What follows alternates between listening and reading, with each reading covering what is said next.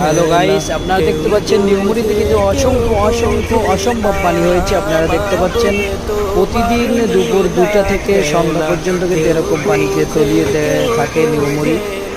মানুষ চলাচল করতে পারছে না, দোকানপাট মেলতে পারছে না, অনেক কষ্ট হচ্ছে। কিন্তু সেই পানির ভিতরে মানুষের যানজটের অবস্থা কিন্তু বেশিটা ভালো না, তারা কিন্তু খুব কষ্টে চলাফেরা করতেছে। তো সিটি কর্পোরেশন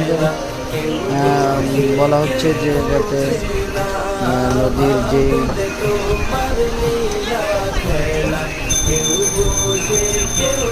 নদীর যে বেরিবাদ যেটা আছে সেটাকে যেন আটকেই দেওয়া হয়। এবং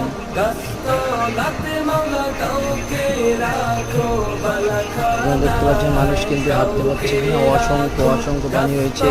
2 থেকে 3 ফুট বেশি পানি হয়েছে। আমাদের দিন ইসলাম ভাই কিন্তু রিক্সায় চলে যাচ্ছে, আপনারা দেখতে পাচ্ছেন। সবাই কিন্তু পানি